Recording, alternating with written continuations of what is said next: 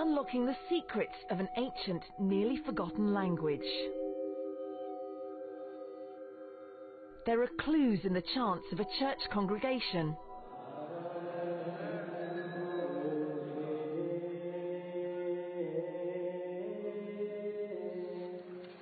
And in the chugging sounds of this outdated machine,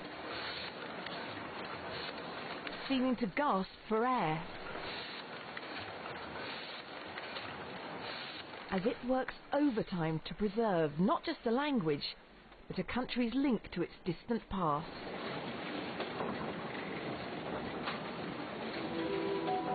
Welcome to Ethiopia. Welcome to Inside Africa.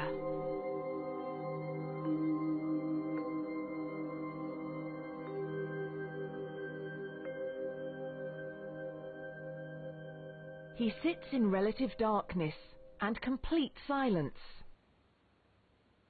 His hand is steady, his mind intensely focused.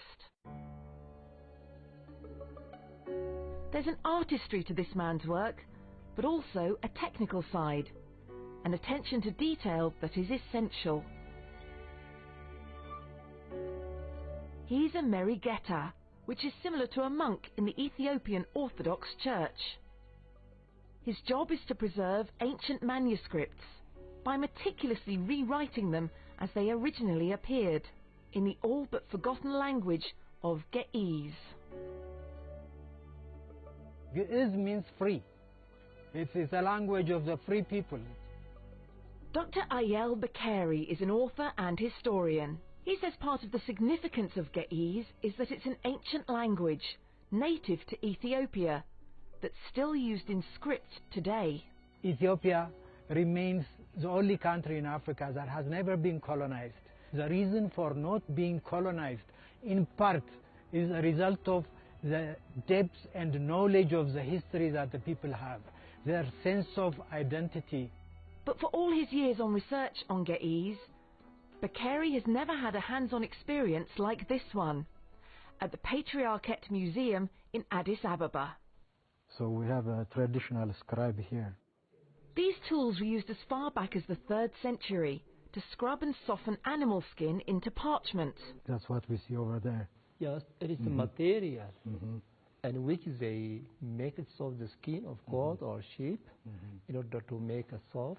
So the scribe is involved in preparing the ink. Exactly. He's also involved in preparing the skin. And then after that he started scribing. Before Bakeri and his museum guide leave, the Merigeta has a gift. Bakeri's name written in Ge'ez. Dr. Ayel Bakeri. በጣም ደስ የሚል ቁም ጽሕፈት ነው. This is beautiful. It's beautiful, yeah. Most researchers who've done work on the writing system, that's how they characterize it. They say elegant. The fact researchers even have examples of Ge'ez is somewhat remarkable, and accredits the work of these holy men, called Abbas. They stay here for many years, just in keeping and arranging the ancient parchments of the Ethiopian Church. That includes writings from the time of Jesus and earlier.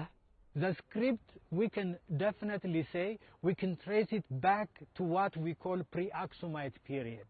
So when we talk about pre-Aksumite period, we're talking about at least 1500 to 1000 BC, during that time period.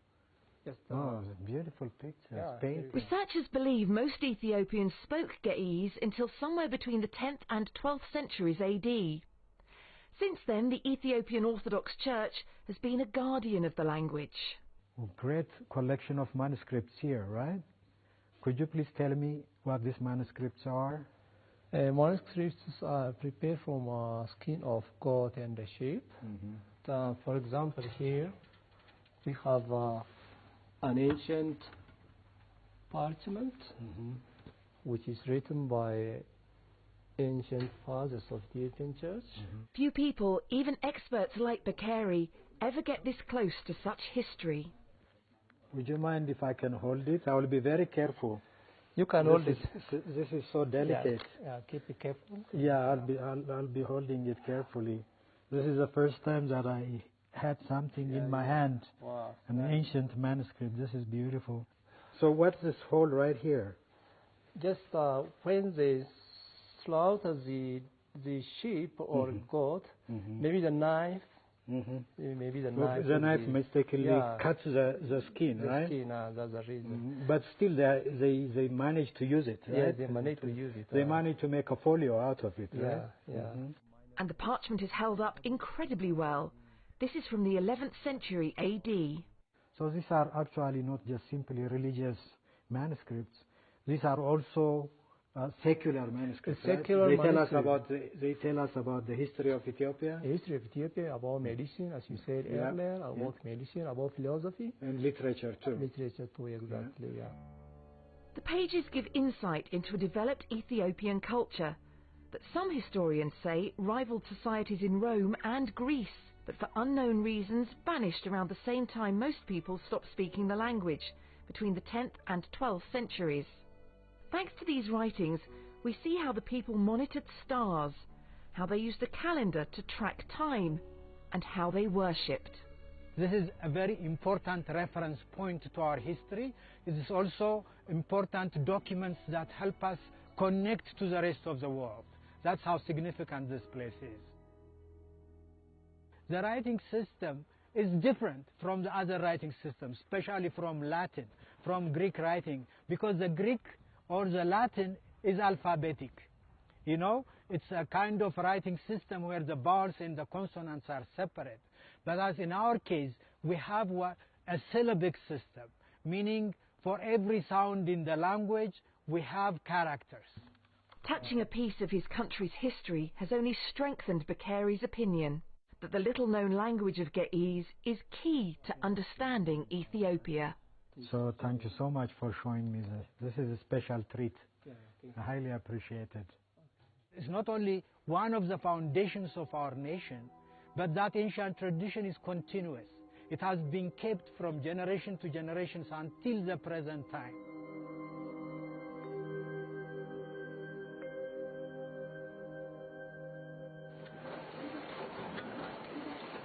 This machine is helping continue the tradition. Coming up, we examine why this old-fashioned press plays such an important role today in preserving Ge'ez.